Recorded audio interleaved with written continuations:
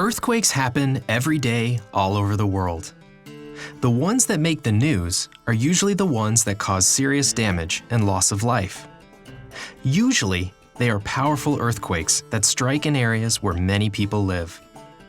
Since the middle of the 1800s, there have been 7 recorded powerful earthquakes in California. The Great San Francisco Quake of 1906 killed over 3,000 people and destroyed more than 28,000 buildings. The most recent on this list, the 1994 Northridge earthquake, claimed 57 lives and caused $20 billion in damage, the largest amount in U.S. history. Earthquakes like this damage or destroy large numbers of buildings, homes, and other structures. Most of the people who are killed or injured in an earthquake are in or near the buildings that collapse. Often, these are older buildings and historic structures, but even modern buildings can be destroyed by earthquakes. To understand what happens to a building when an earthquake strikes, let's look at this illustration. As you can see, most of the structural force in a building is vertical, coming from the weight of the roof and upper floors, and pushes the force downward. Things like walls, columns, and beams provide vertical support to keep this force from making the building collapse. But the energy released during an earthquake creates a sideways motion known as a lateral force, which causes the building's walls to move back and forth. That's something most walls aren't designed to handle. It doesn't take too much of this lateral force before the walls buckle and the building is damaged or collapses completely.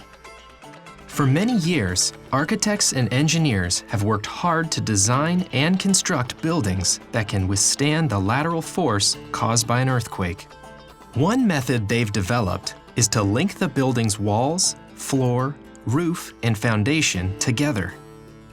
That way, the energy from an earthquake moves through the building and back into the ground.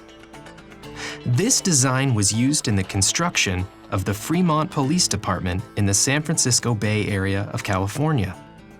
Another method for making buildings more earthquake-resistant is called bracing.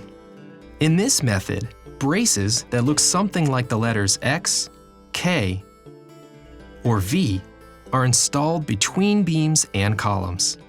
The triangle shape created by the braces helps reinforce the walls and keep them from moving side to side. Something called shear walls are also used to reduce the structural damage caused by earthquakes. Generally made of wood, shear walls are specially designed to resist lateral forces and are often installed near the center of a building to reinforce other walls. One more method for helping buildings withstand an earthquake are known as dampers. There are several types of dampers. Some are filled with fluid, others consist of pieces of metal that rub together, while others cushion the building or separate it from the ground. But overall, what they all do is soak up or absorb the energy of the lateral forces caused by an earthquake, helping to keep the building's walls from buckling. While earthquakes will always be a danger to some buildings, many of today's structures are better than ever when it comes to withstanding an earthquake. In fact, some of the world's tallest skyscrapers are also the world's most earthquake-resistant buildings. 2 of them are located in California: the New Wilshire Grand Center in Los Angeles and the Transamerica Pyramid in San Francisco. The pyramid uses several methods to protect against earthquakes, including a special foundation that goes 52 feet into the ground. When the Bay Area earthquake struck in 1989, the building shook for more than a minute, and the top floor swayed several inches back and forth, but there was no structural damage. There may never be a truly earthquake-proof building, but we've come a long way in designing buildings that can withstand an earthquake without collapsing. In the future, earthquakes may not be as big of a problem for people and structures as they have been in the past.